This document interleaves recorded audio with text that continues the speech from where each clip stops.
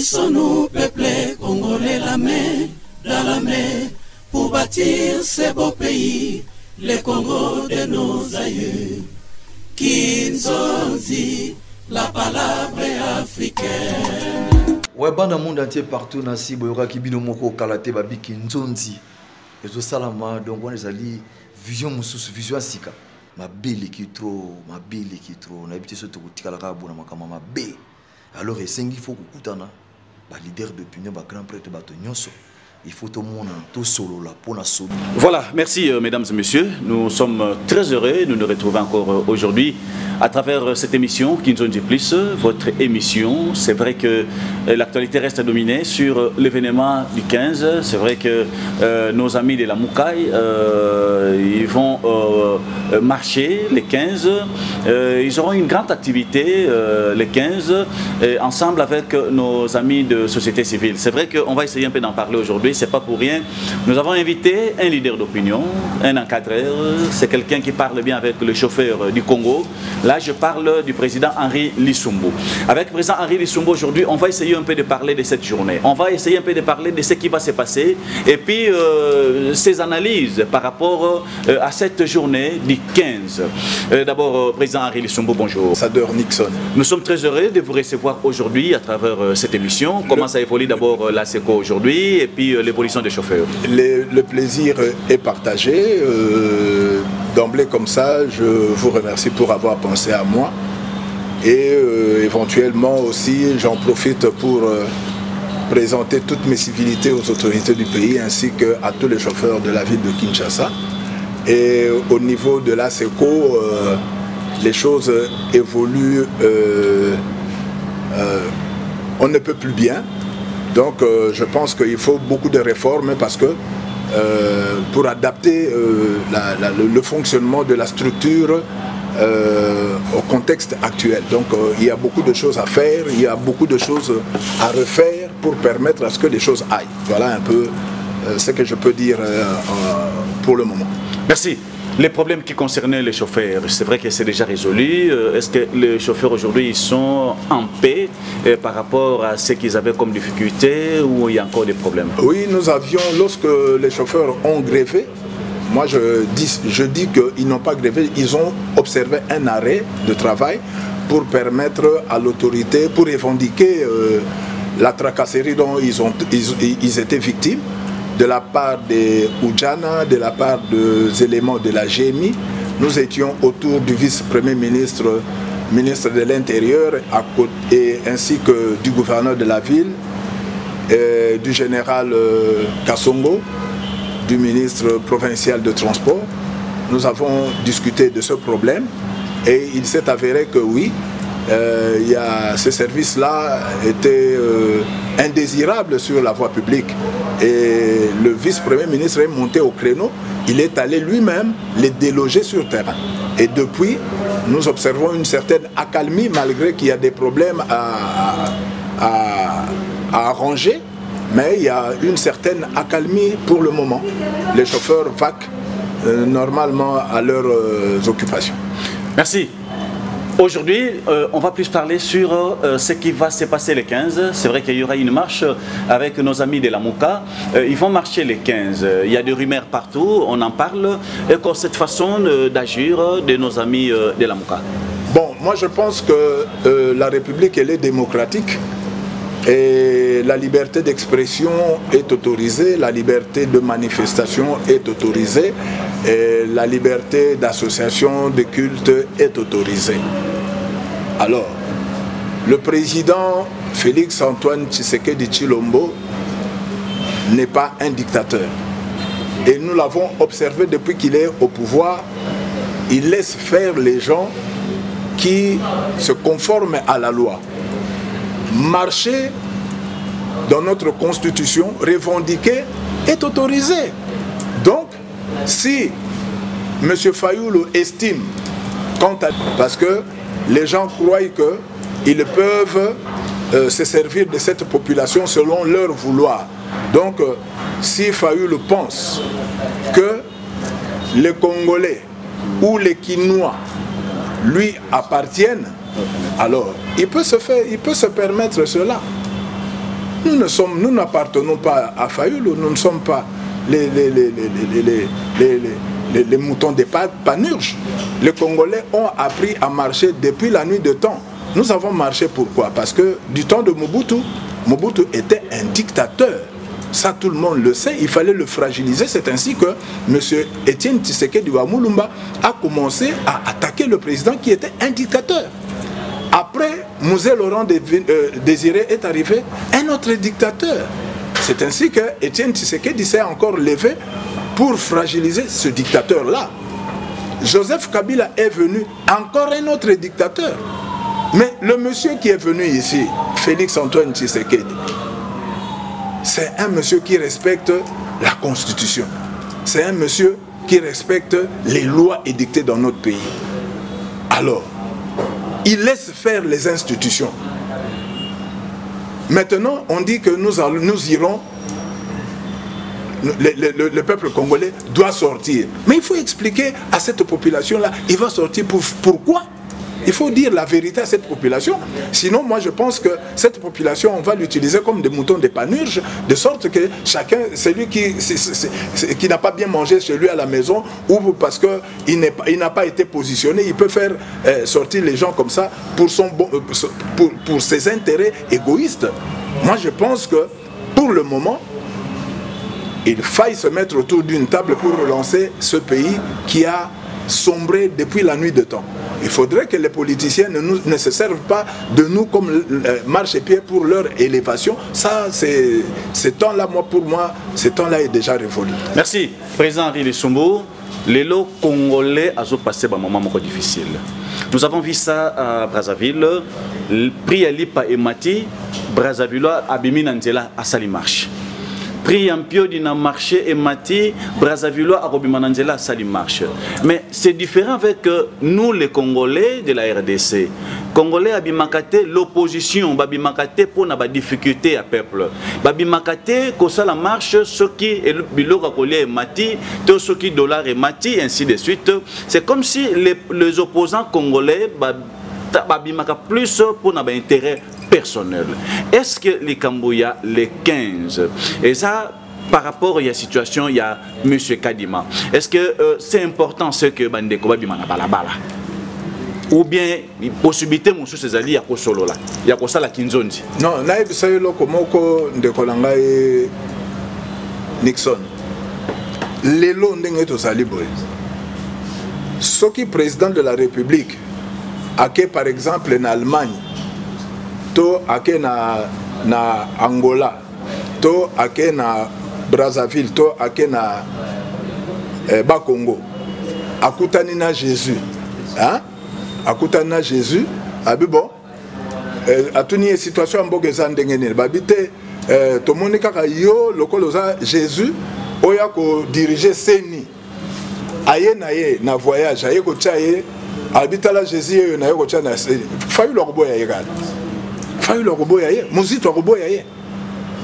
Donc ici, il y a contestation. Un pays de contestation. Mais Mais justement, il y a une explication. On a dit que il fallait tout boma la dictature. Parce que ce Tali manifeste de l'Ancélé. Et puis ça qui m'a dit timing. Ce dirigé pendant ce temps, Simanango Olongwe. Mais lui, il est resté au pouvoir malgré bon gré. C'était un dictateur, tout le monde le sait.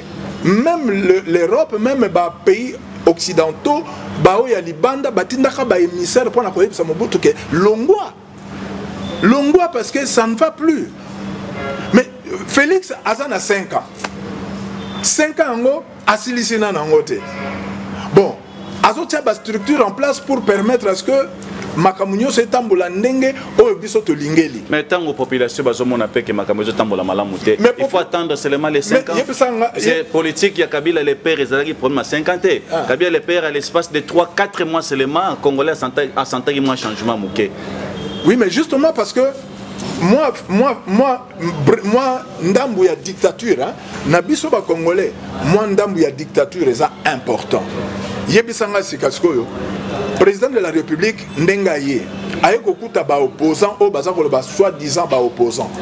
Mais ce sont ces gens-là qui ont mis le pays à genoux. Yebisanga un seul opposant oya lelo oyo yebi que il n'a pas géré.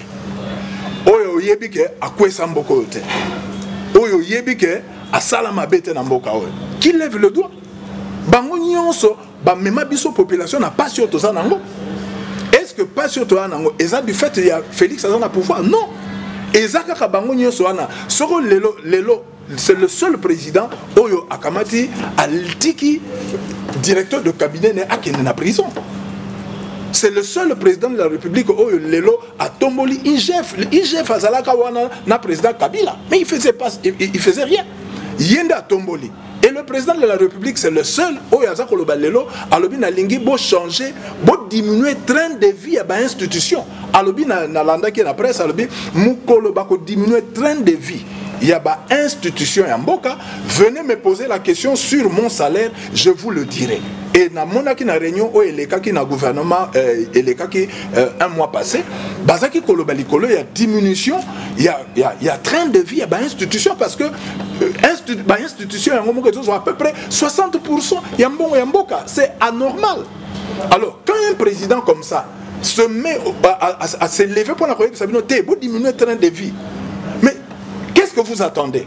Au lieu de la loi sur le mariage, au lieu de la loi au Ezangatina, mais beaucoup de salaire, il y a beaucoup de salaire, il y a ministre, beaucoup de salaire, il y a député, beaucoup de émolument, il y a sénateur, pour permettre à ce que Mbongo wana ekota bafuta basoda malam, bafuta ba policier malam. Est-ce que tout ça, ça doit se faire par le président ou il y a un gouvernement qui doit le faire?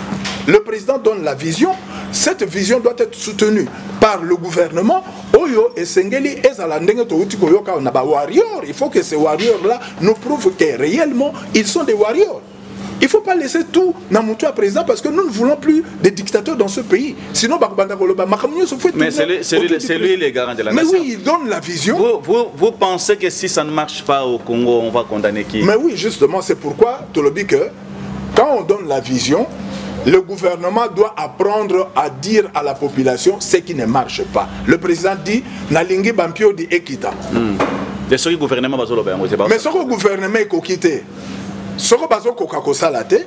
Le président est en droit de premier ministre. Est-ce que vous, au niveau de l'IDPS, vous sentez réellement que les choses ne volent pas ici? Non, mais les choses ne marchent pas. Vous sentez qu'il y a la crise? Non, les choses ne marchent pas. Les choses ne marchent pas à tous les niveaux. Parce que tout ça, il y a eu des pèses et il y a eu population. Mbongo na bango bakozwa bakopesa pe nga ngo ata mukolo moko te. Nandima kokota na UDPS parce que na yebi ke Etienne Tshisekedi aza mutoyo azalaki premier ministre ba pese belé mbongo a démonétiser. Voilà monsieur. Je ne suis pas à l'UDPS parce que Félix a continué à être président de la République. Non, moi j'ai accepté la vision de Etienne Tshisekedi wa Mulumba. Et Nazana eu des pèses non parce que Bachiba la Bazali, ou Jean-Marc Kabund, ou Bakabouya, non. Nganaza Mouto na landa philosophie à Etienne Tshisekedi wa Mulumba, ou ya lobby le peuple d'abord. Mais na moni pe bangokuna na eu des pèses. Bakomi na mbongo ebele bazu angwa. Bakonzu abiso ya eu des pèses, bakomi na mbongo ebele bazu angwa. Yo kanisi biso to yaki apo to koti na pouvoir po bango batonga banda que betage ne ba kotonga wana. Non, on doit condamner ça. Lorsque le président de la République a accepté de donner 500 jeeps na ba député na yaki na biso, je suis contre ça. Na kondima ngote. Nazoko yebisa président de la République, ça c'est une mauvaise politique. Oh yepa linga kota nango ya ko kamata ba jeep ko pesa na ba député na yebisa ki awake sora pesa ki bango ba tracteur na ba camion po ba kende ko sala bilanga. J'allais applaudir.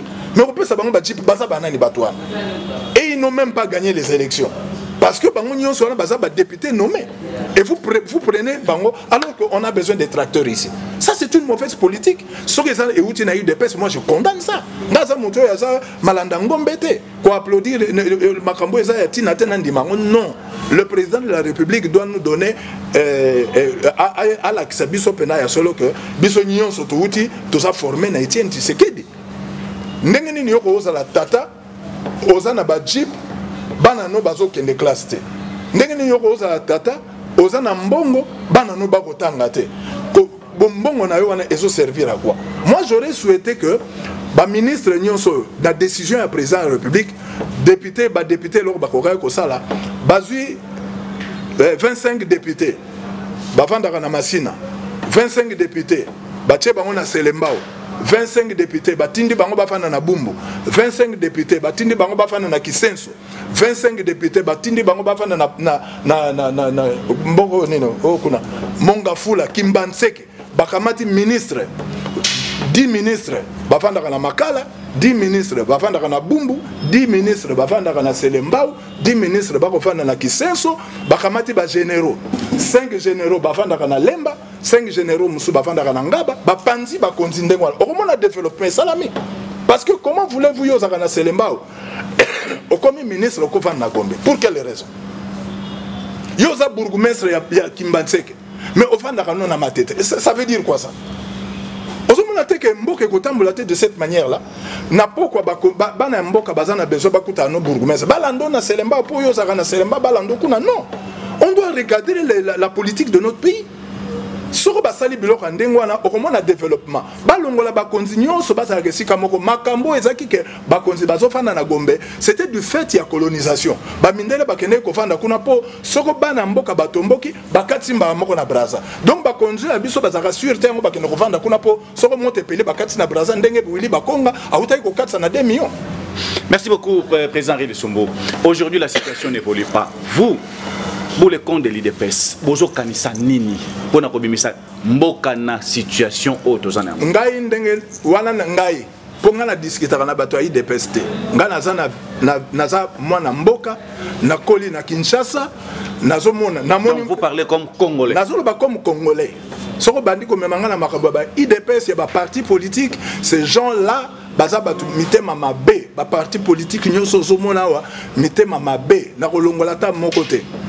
Ngai na moni Kasavubu, ngai na moni Mobutu, ngai na moni Muse, naza na l'ère ya Joseph Kabila, siko naza na l'ère ya Fachi. Je sais faire une analyse ya mboka na biso. Ndenge tozo kende sikoyo, il ne faut rien espérer. Toza ne loko ko espérer te population oyo ndenge tozawa. Il faut ka toke da be élection. Il faut toke na be élection. Mais pas élection moko bien organisée pour permettre à ce que peuple yé moko pour na bateau ya yé. Donc na Selemba ou bamoni penake muto yo oyo biso to lingaka yé yo pe abimi député pe azofanda kaka wana na Selemba. Il faut population a comme na niveau wana. Ya que batu nyonso bazali ko sala pour na politique ya mboka batu wana nyonso baye ba place au bango baza ko jouer la pouvoir. Soko baye bi place au bango baza ko jouer la pouvoir, batie bango makambo kotambola. Deuxième élément. Bozo kamata ba député, bo pesi bango ba soda. Yebisana nungai ba soda ba okengela ba député. Député ye moko za à peu près na 10 soldats ba okengela e. 10 policiers. Yebisana siko yoza député, oza élu à peuple. Bo ba okengela pour quelle raison? Yebisana nungai yoza jouer. Oza insécurité. Oza insécurité. C'est que ça sire na ote. Pour député ça muto ko tambola na ba soda te. Tokoko ndima mo ke président de la République parce que ça ko incarner une nation. Mais député asa na ba garde corps. C'est une façon que le baquet, le col a commis député, Bossimbanga de sous-souté, Bopoussa na peine nangate, Gansa Moutaba soda, Boya peine nangate, Moutandingwa n'a voté au thé. Seul gouverneur Oyongana Mona Kimbembe Mazunga a Boya ba garde corps. Est-ce que vous pouvez vous imaginer? Est-ce que Babomaye? Seul gouverneur Oyongana Mona, na ba gouverneur Nyonso na vivre na bango. Namoni atelemi ake na gare centrale atie le colonel bako brosser sapato na ye na gare centrale. Seul gouverneur o namoni azo kota na porte na ye ya hôtel de ville mutu moko apekisa mutute, il est dans la population. C'est le seul gouverneur o nga namona a koti na bureau nyonso ya hôtel de ville pona kotala ndenge batu bako fonctionner. Le seul gouverneur, les autres là kakabalanda kabangu wa mais yo na kishasa ko information ndenge. Donc toutes ces autorités-là qui circulent à travers la ville de Kinshasa, na ebélé à bas soldats, bosa sous bas congolais. Moi je ne vous apprécie pas. Donc, soko yebi que osana basoda osaka député yebaka ke osa yabisote. Soko yebi que n'a pas solo l'exemple dernièrement, baso pesanga information. Vice-président et assemblée. Vice-président et assemblée. Yo yebi. Bozane na IDPS. Ah, atoboli bapina bato. Ngana kondimango. Akomi awana na ndolo. Atoboli bapina bato. Ils ordonnent à ces militaires-là de trouver les pneus de gens. Vous croyez que Moutouloka n'a pas dit? Dans la continent, il dépêche pour n'être pas pour ces gens-là. Donc, si nous allons condamner cela. Ménager Moutouté parce que nous avons parti sur Molo, non. Acte opposé, je félicite le président parce que après si IGF nous là, mais là on a regretté seulement que Nassimaya IGF procureur bazo landate, magistrature est landate.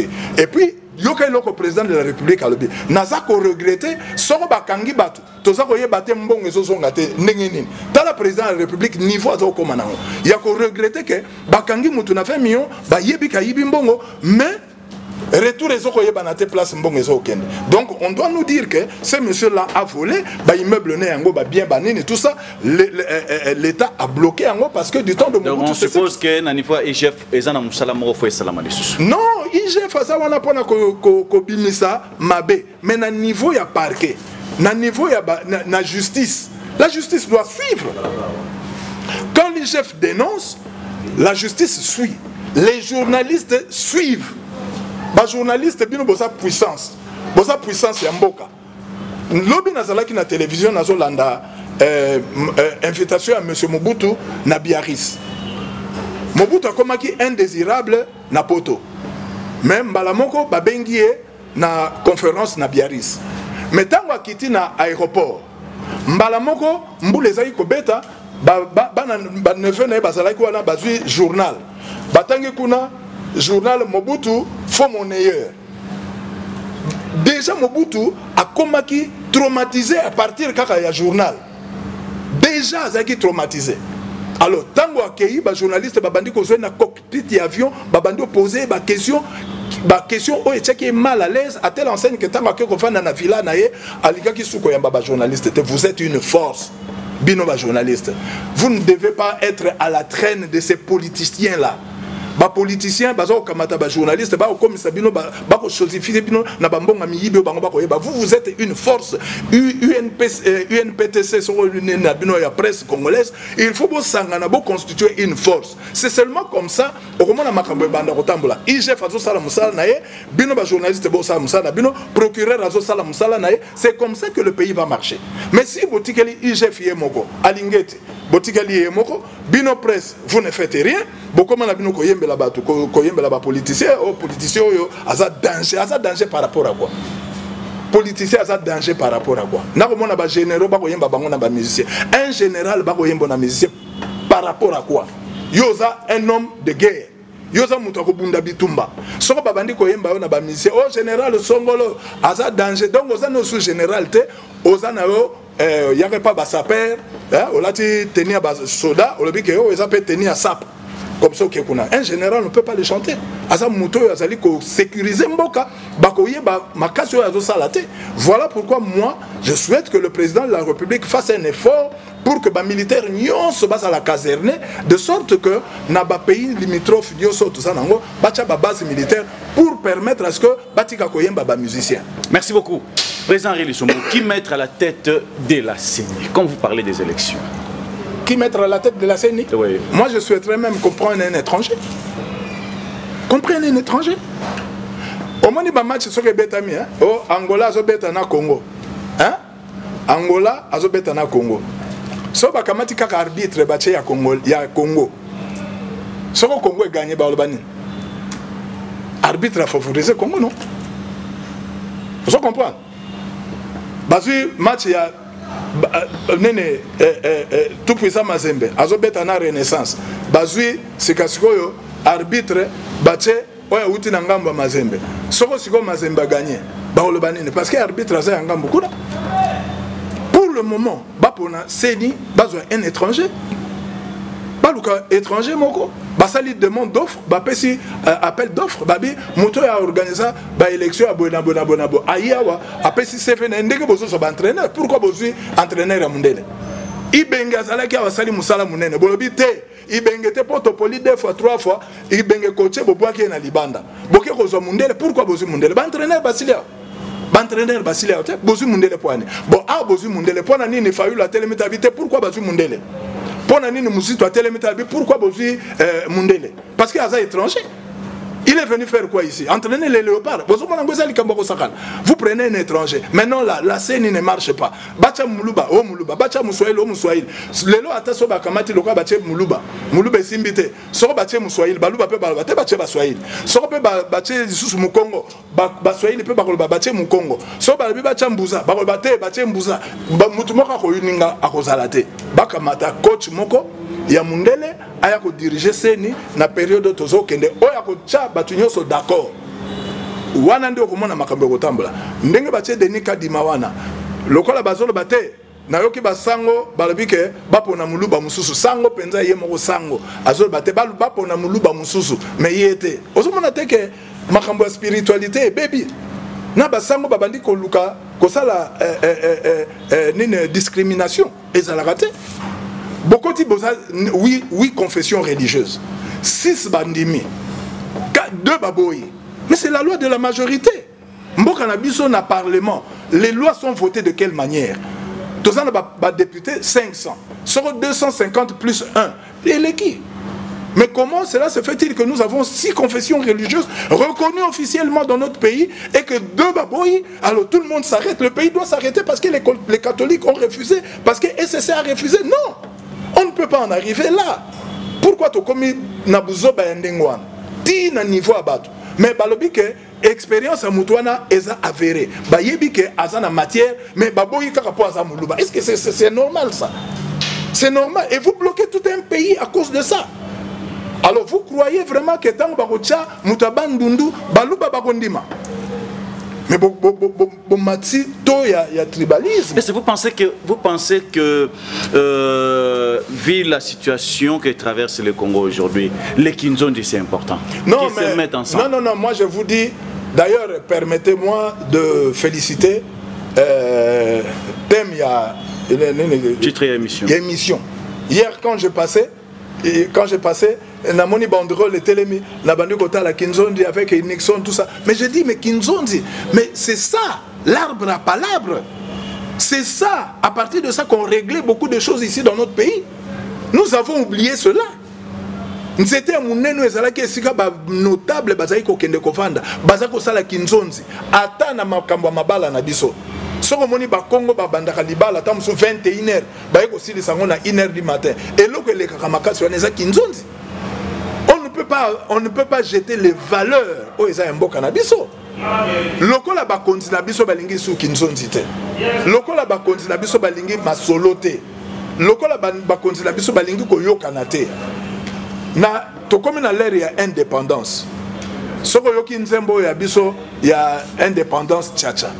Okoyoka bazako yemba nene MLC Abazi IGECO ezaba parti nyonso wana basangana kesika moko pona likambo moko et tango Lumumba azalaki te na table ronde, tous les politiciens là-bas nabo balingaki était balobi te awa avant to banda makambo il faut Lumumba azalao. On a dépêché baye ko so Lumumba baye na ye nde table ronde salamaki. Ah oui, ça c'est boété. Bato bazaka ba ennemi pour rien. Moi je vais te dire une chose. Ngana yebi ke Fayuluna Félix basambele l'église moko. Bazalaki. Mais tant bazo yoka lilo balanzambe. Qu'est-ce que dit la Bible? Soko babotoli au manteau. Mais ça peut être unique. Hein? Alors ne maudissez pas. Bénissez, aimez vos ennemis, priez pour ceux qui vous maltraitent. Fayou le laisser. Lui il dit qu'il est le président élu. Maintenant babotoli et manteau. Après ça peut être unique. Ah qui nous tendre le boko nande konaye, mandé ça 5 ans. Ce n'est pas la fin du monde. Ce que les lois président de la République, ce n'est pas la fin du monde. Et un malheur ne peut pas nous arriver sans que l'Éternel en soit l'auteur. Ce que le président le que yo la président, ce qu'on zamba le que yondo la président, ataba matia tabakiti, yo kakamuto la président. Donc Nakati Ebongi Selian Nzambe et Banaki que le 5e président de la République démocratique du Congo sera Félix Antoine Tshisekedi Tshilombo. Et moi j'ai apprécié la démarche de Félix Tshisekedi Tshilombo le jour où il a prêté serment. Vous savez ce qu'il a dit? Je félicite ici le soldat du peuple Martin Fayoul. Il a cité nommément le nom de Fayoul le premier jour. Que Fayoul n'a jamais cité. Mais lui il cite jamais. Il devait saisir cette opportunité-là. C'était la main tendue du président de la République, malgré qu'il y a le but que c'était un hold-up électoral. Mais il devait saisir pour l'intérêt de la population. Maintenant là, peuple a liaté, bango bazolia. Peuple a melate, bango bazomela. Bozuba na wana nyonso Joseph a commis bango bakuluna. Vous l'étendez, boti bango na kati balabala, pour pas malmener batu. Mais entre-temps, pays sont au koufa. Ce que pays est au Koufa, binomo bozo bomango, ba prédateur ba osani, ba roya okota. Au moni na télévision na moni place moko balobi ministre azako kende place ba chinois ba ko exploiter ma belé na bitu. Et ça fait l'objet d'une réunion na kati ya gouvernement. Et commandant Oyazali Kuna ya colonel ake kota labi, voilà en 5 jours voilà ndenge ba dévaster mboka na biso. C'est comme ça. Makambwana nyonso tozor le belangote toyeka ka seni, mais là-bas on est en train de piller systématiquement le pays. Où sont ces politiciens là? Où sont ces gens là qui veulent diriger le pays? Vous croyez que vous allez diriger le pays na bato bazo okufa? Non. On ne peut pas diriger le pays sur le sang des morts. Non. Et ça est là qu'on a mal à monter. Donc to kende na ba élection proprement.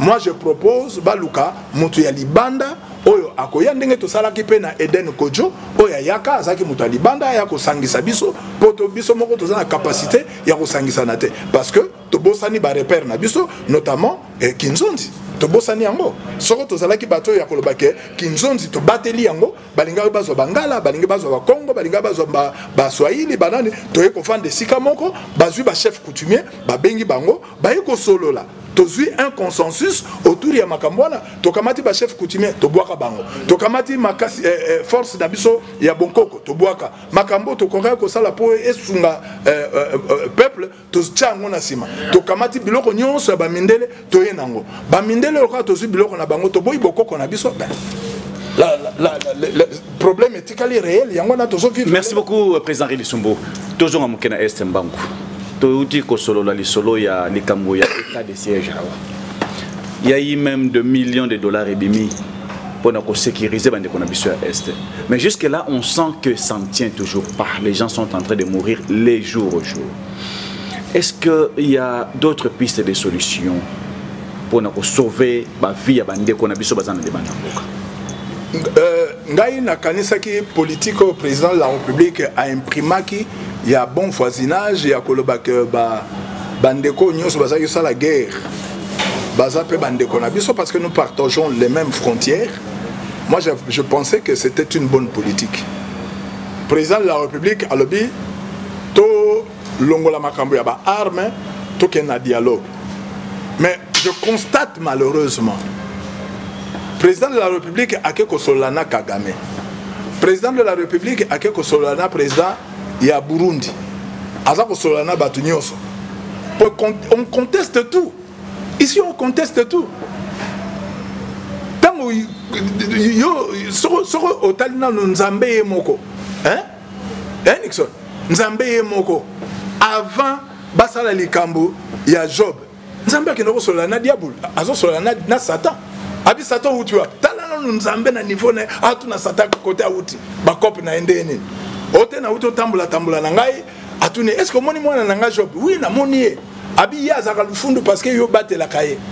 Abi te mwana wana na yebi asa intègre ato sa ndenge no ko fete ta solo. Ba solo la dialogue na yebi te so zaki na nganda na yebi te. So ba sa côté nini. Po li solo wana ta msuto beta ngo 2 minutes na Bible. Mais ça li solo moko très important ya ko yeba ke nanu diabulu azali adversaire ya Nzambe, mais Nzambe na bolingo na ye andimi ko solo lane pe diabulu andimi ko répondre na ba question. Si manango la bi Nzambe yo asala ka lufundo na parce que yo bate la kaye soko tiki quelques minutes abi bon na tiki le saka na talana no makambo yo nzambe azo sala ba beti job papa ti nasuka nzambe ko se manifester là que ça kiasa nzambe azongiseli au double biloko nyonso ya bungisaki mais dialogue ezalaki soko nzambe ye moko azo sola na diabolo bon Fayulu na Félix ba sola te pourquoi bazaki église moko et puis la kamwe bato politique bazako yebisa Fayulu longwa na église wana ba longoli Fayulu na makambo ya nzambe pona politique ate papa Fayulu pardon kobosa na te après ici il y a une vie na libanda hein na likolo ya makambo yozo sala après ici na yebite soka fuka makaliso pona ko bondela na yebite soka kamata bonzambe ne abwaka parce que c'est pour la première fois je vous le dis au Yebiango que nous ayons un président oyo azimboka azongisa ngo na maboko nzambe alobi o nzambe na zongisa li mboka oyo makile tanga awa baboma batu makile za koganga makila ya ba président oyo ba se succéder ils ont tué des gens ils ont tué ngai nandimi responsabilité wana na lobi nzambe limbisa papa cet acte là mutakoko yeba ngwazate. Alors quand le président fait des choses comme ça il fallait tous à la autour parce qu'il n'a qu'un mandat de 5 ans d'ici quelques temps ce mandat là va se terminer. Mais tant que tu as la naïe et l'ingénieur bien, ce qu'il faut accompagner qui est président de la République non, Fayulu peut accompagner parce qu'il a formé na Etienne Tshisekedi après 5 ans Fayulu a l'équipe. Merci beaucoup. Je pense que tout ce que aujourd'hui la Mouka sont en train de faire, les alikara lit au IDPS pebo salaki, IDPS bo sala peba marche, IDPS bo paralysa pemboka na ba forme ebelé. Je pense personne n'en parlait et aujourd'hui quand Martin Fayulu peut-être azo sala azo bimato azo sala ba marche na banti boko sala pe motema mabete boko kanisa pe mabe musika te puisque nyonso Fayulu azo sala ezali o lito bino pe bo salaki. Oui mais eloko nazo linga sikasko ezali awa na lingi ba beta mutu moko gaste batika bango ba s'exprimer mais babo sanate que balaba les ana mukolo nango Fayulu abo sanate que balaba les ana mukolo nango ya l'état ade mukolo nango salaka o soka le bien bimalelo ezaka ma sécurité donc balaba ba yebi angot ba yebi que balaba les ana mukolo nango na peso exemple sikasiko ba makambo nyonso zo salama IDPS vendigne parce qu'il est au pouvoir hein yebisanga sikasiko président Félix Alongwe hein par l'absurde nous raisonnons par l'absurde président Félix Alongwe Fayulu a commis président de la République Zwana Nusiko image mais Fayulu va à bombarder bato IDPS na ba bombe ko bimawa parce que yebi que balaba les a eu IDPS balaba les a na combo o to bandi nango 37 ans o to lemba to banga mutute to zali parti au pouvoir mais to zape na résistance étant au pouvoir malgré bozako se comporter car le rôle ba opposant qui no lelo mais to za to loba ki yango bien ebandele to lobi que to za na pouvoir to kozala pe na balabala parce que to yeba ki que Kabila azana ba makambo oyo achena se oyo kotinda biso to bima na balabala la preuve en est que yangona lelo to diminuer mon étant collaborateur na bino proche oui mais le président de la République mais bozole la yika lino kino non to yebsayo yoza journaliste bien formé oyebi que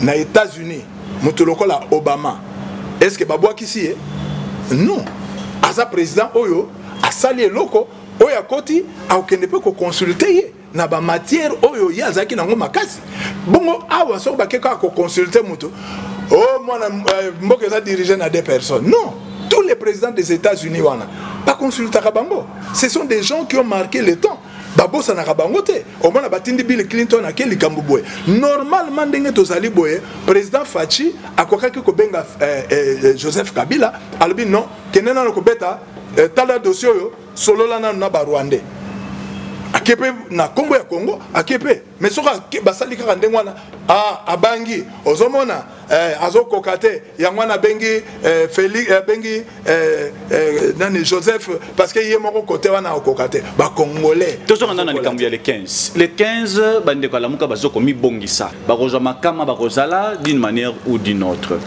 c'est vrai Nangambo pe ya IDPS bino pe bozali ko bongama autrement oyo to yebite ndenge to lobana lingala ete mutu abatami alekio na mayele Nangambo pe ya bande ko na biso ya société civile pe o bazo bongisa pe eyebanité. Est-ce que vous avez un message particulier maintenant pour la population? Vous dites que vous avez un IDPS, mais vous avez une population. Vous avez une population de Azwakamakama. Simple citoyen de Azokaka, simple citoyen de Amonara Passi. Message particulier pour la population pour la Mokolowane à 15. Et là, quand nous avons dit Soronga Nazaï Kobima, vous avez dit que nous avons même président. Il y a l'association des chauffeurs, tout simplement parce que nous avons dit que Bundisa, régime ya Mobutu, tant qu'on a dit que Mobutu a l'équisi. Nous avons dit que Kokamatata Mutuka Oya Seko, n'a qu'un tina aéroport, n'a que le président Etienne Tshisekedi, parce que tu as dit que le mal congolais, le mal zaïrois, c'était M. Mobutu. Alors, Lelo, Ndenge Nazaboué. UDPS ata sali marche na kendegete. Vous comprenez? Na koki ko bimate. Parce que na yebi ke tozana kati ya démocratie. Nazota la combat politique au président zosala ba démarche azo sala. Ko zongi sambongo mboka na concert des nations. Ko bunda pona ko zongi sambongo mboka na niveau autozalaki. Donc so basali marche na ko bimate. Nakoki ko permettre na politicien moko à se servir nangai comme marche-pied pour son élévation. Je ne peux pas. Ces gens-là, bazana ba lobby na bango ezana libanda ya mboka, o ezako loba na bango, bo sala boye po bayebi ke soko mboka na biso ezana désordre, ba prédateur bazo kota bako yiba ba minerai, bako yiba ba nzete, bako yiba cobalt, bako yiba manganèse, bako yiba cuivre, bazo sala makamnyoso au détriment ya peuple. Ona Tochaka Mugulu, entre-temps, comme des marche-pieds. Marche-pieds. Alors, yo peuple peut se comprendre politique wanate. Oko kota na mulombo bandiko bima, o bandiko tumba, o bandiko bebisa, o kamata babis transco, oko kayase ango, oko bebisa biloko, oko bebisa biloko. Mais tant que yo kosilisa ko bebisa. Le président de la République reste président de la République. Mbosoko Diampuanga atikali président de l'Assemblée. Bahati Lukwebo atikali président du Sénat. Sama Lukonde atikali ka premier ministre. Au moins te père. Fayulu atikali ka en opposition. Ozomona te ko père. Tous en l'air ya Kinzonzi. Félicitations de konanga, félicitations na kombo émission na. Tous en l'air ya Kinzonzi. Il faut pas privilégier Boyokani.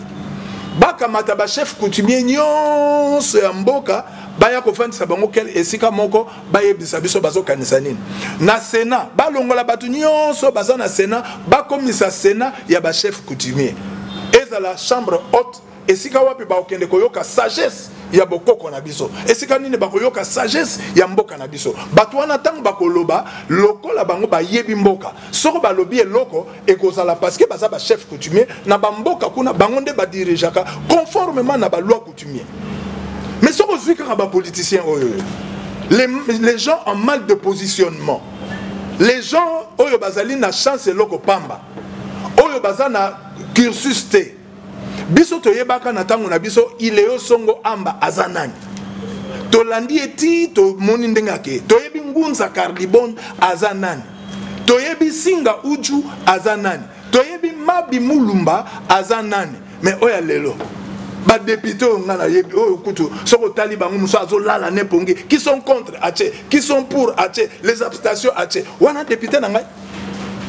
Donc moi je vous dis que Assemblée Oyo et un atinate. Lobby pour postuler par le bano pendengwana non. Non, ngai soko na postulé, na sondeko. Yo yebingati, yo landinga lelote. J'étais très jeune lorsque toi tu venais. Yo yebindenga na tambusi aseko. Ngai na ko postuler kaka soko na yo ki ba voix. Et oui bien ça sengote, au lati grade à colonel au méritate. Hein? O makamuto ko mona na mboka na biso. Muta lati grade à général à méritate. Ba américain ba yeba tuni papa yo sa général obanda ki armée na nini on a kota ki na l'air Afdel o koti malamo comme général o yebi grade de général bazo ka ndenge nini. Maintenant nous avons combien de généraux qui sont mis en disponibilité parce que balati ba grade de sentiment. Nous avions combien de colonels ici qui ne sont pas qui n'ont pas la formation. Vous croyez que ça va avancer? Et c'est le fait de Tshisekedi? Non. Moi, je vous dirai tel colonel, tel colonel. Moi, je suis fils de militaire. Je te dirai tel colonel, Azan a valeur. toyebi bango baza ba civil batie bango na armée bobomi armée mais maintenant là on doit réformer cette armée mais on doit le faire comment il faut avoir les moyens boyebi que tozana mboka na biso za embargo ya ba arme poto beta massage to soki no beta kuna on achète ça cher to somba on a ba voie détournée il faut que zongi samboka na concert des nations et loko ni ne salaki que tozana embargo est-ce que ça tu sais que du non et ça façon que gérer mboka on de salaki que baninga ki suko to somba ka ba arme normalement té mais ba généraux nyonso ba côté Félix Mutache bango non ayo kuta bango lelo soka le bien longola bango ba ko banine aza mutu azo sala bo il faut réformer l'armée pour avoir des généraux capables de gérer l'armée. Cette armée ici n'est pas gérée. Basodo bazo keno kufa kuna ba o ba ko teka bango bazana basoda ba généraux bazawat sardine basoda ezo kende kuna bazo kuta ngona ba magasin banani ba ko teka salaire basoda bazana guerre banani ba ko teka yango soda andimi a bomanzoto naye pona ko sécuriser mboka moi sine botikale na sima ale babali na ba commanda ba komo sakana bana naye azana assurance te place azo bunde tumba. Vous croyez que ça va avancer comme ça? Moi mon père était capitaine, il est allé en guerre à quelle guerre mais nous habitions limité tia uti guerre ayo kuta biso kana ndako limité na villa wana na limité mais il y a les lotés so okoti kaka na avion pour bana no bazana cité keno tala na camp kokolo ba civil ba to ba ko futela kuna le commandant de camp est là mais il prend l'argent il y a ba civil bazana katia camp ah papa mboka ngo eza fatika mutasali yango to kene na ba réalité wana olia ko yebisa biso seni kene na ba réalité wana allez voir ce qui se passe dans les camps militaires okoyoka mawa basoda na biso baza casernité voilà un problème o yezo senga ke ba député ba fan de lango to basoda na biso toko zongisa bango na bomoko ndengene po bazala armée moko o ya dissuasion mais faut que zongisa bango sika moko soda muso azana selemba muso azana bumbu muso azana na makala causerie morale les akasute. Quel est le rôle de nos députés? Est-ce qu'il va député ba osamsa na bango comme il se doit bakende kola la pongi hein mes chers députés? Je vous dis que il ne vous reste que 2 ans. Bozo bambongo na bino botambola bokenda, botambola, foutez-nous la paix et laissez le peuple tranquille. Vous avez échoué lamentablement. Vous êtes là par le fait qu'il y a corruption. Vous êtes là par le fait qu'il y a Kanyaka. Vous êtes là par le fait qu'il y a parti politique Nabino. On ne peut pas avoir un député uniquement parce qu'il appartient à un parti politique. Non, il faut député à la moto à outil na base à yebi base pas à défendre. Vacances parlementaires. Vous avez où? Tout le monde a bangouap. Restitution et makambosali na parlement. Na base tout le monde a binoté. Tout le monde a binoté. Makambo ezo salama na cité bozo le baté bakulu na baza par-ci par là-bas au kata ba mama ba machette banane boza wapi. Vous n'êtes pas des députés, vous êtes des gens nommés et nous attendons les vrais députés. Vrais députés, je pense, et c'est ce que je suis en train de demander au président de la République, de ne pas manipuler la CENI. Président de la République, oza président Nangai, outi na parti o ngana zalaka. Makambo et Salamaki na Joseph Kabila, Makambo et Salamaki na Mobutu, évitez de le faire. Après cette vie-là, il y a une autre vie qui t'attend. Okozala Mutoyo, Oyebane na histoire Mboka qui est le 5e président. Ne manipulez pas la CENI. Ozamwana na Nzambe, tika Makambo a CENI et Salama conformément à la loi. Soko oko gagner, o gagner. Soko ko perdre, o perdre. Ozala Muto aliboso, okozala ke. Soko o perdre, ça la passation pacifique parce que bosala kina Kabila wana ezala kina ba contrainte mais yo ko sala et ko sala kitoko ko yamba ndeko na yo kamati ba dossier opesi ocha ba porte poison te makambo oya kokota akima bureau te bureau on eza ya présidence ezala ndenge maison blanche ezalaka président oya koti ba vandisier okuna koti ba kotisier boyo ya lambela ki Bill Clinton ye wana yambela alambela ki Obama ye wana pa alambeli Trump ye wana pa azako lambela Joe Biden oya kataki Bill Clinton suki ye wana po aza engagé na kati ya Maison Blanche. Il faut pas que au côté lelo lokolo sa président Muluba baluba batondi na présidence ti et comme ka mwana tu uju manya uju sangalela soko yo longwe et comme ba swahili mais ona nyangana na mimi soko ya longwe mbuza koti et comme e bada kwene la motala et zogo non ça c'est quel pays ça tondi ma présidence eza na batu na bango ya présidence oya lambela ka président azalawan baye que oya za cuisinier ya présidence oya za coiffeur ya ba président bazuye azawana okubanga basima mutuna oyo zanani Bakatosuki obimi kitoko président mboka na biso makambo wana ya ezali ke président longwe batu nyonso balongwe président se bandeli lisusu nde mboka ekufiti repère ezate ça c'est un pays sans repère yebisa biso commandant en chef na biso lelo yo yebie commandant en chef o ndengo monaki ke ba marines bakende ko kanga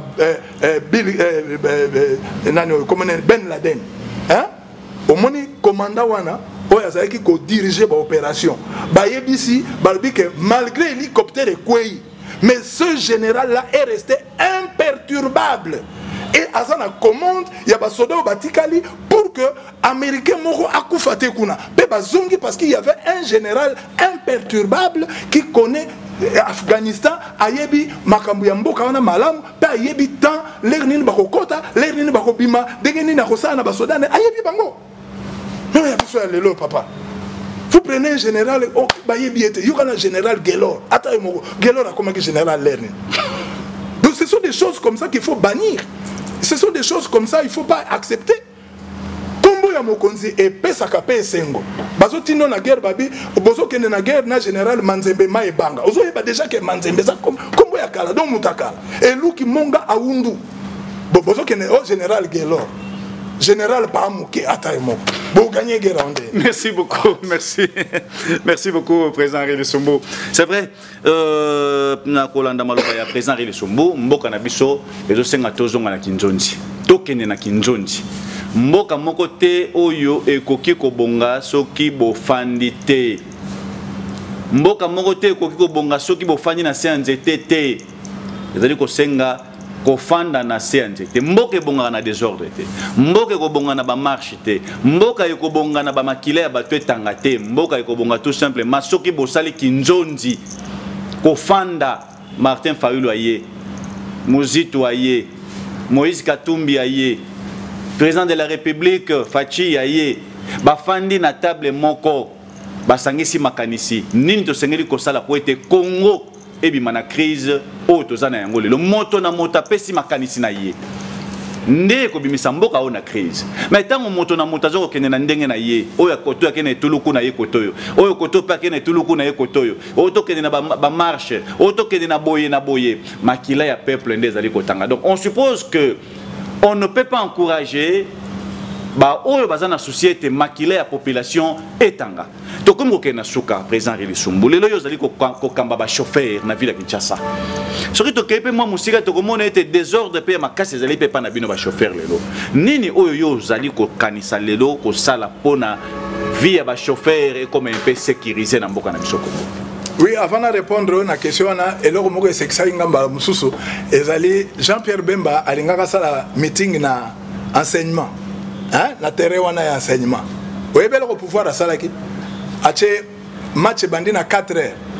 Hein? Basoda donc des équipes. Bandi match na 4 heures, ba aussi ça match na 18 heures. Des équipes. Des équipes et petit balé banda 4 heures du matin donc oya bimi oya koti match c'est la terre wala. Donc meeting ba kozela Jean-Pierre Bemba télé mazozela. Match yo kosela l'air ni. Ba oya koti oya bimi ta au mutaza na pouvoir. Aza na possibilité ya ko bloquer bino à tout moment. Fayulu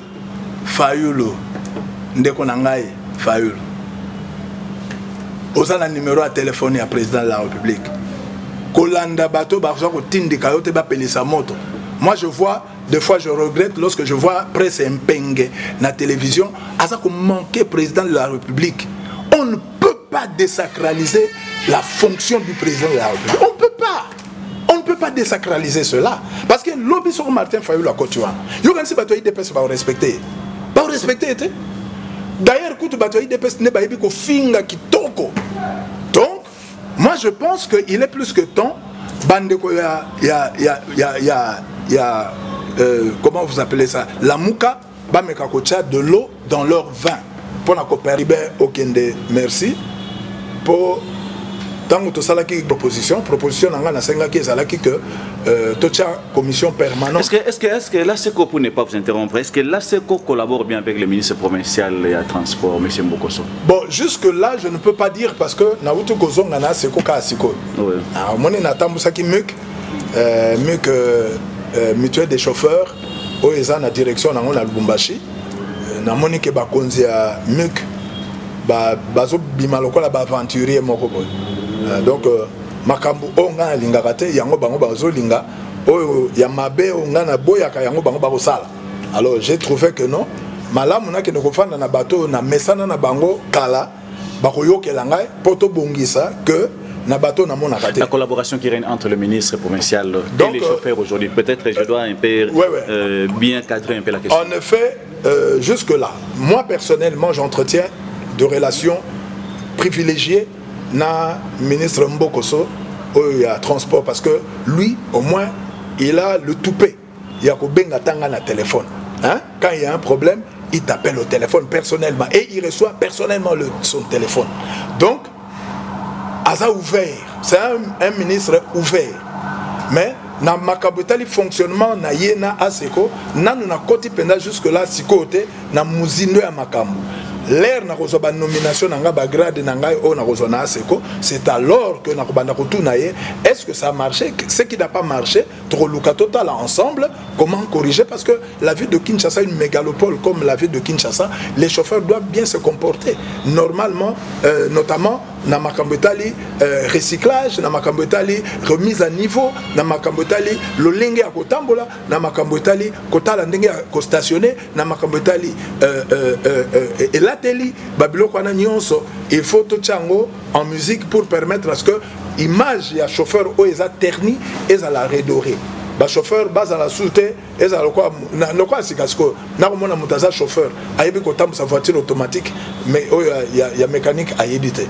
Hein? Ayebika automatique, mécanique à éviter. Aux chauffeurs en dégainer.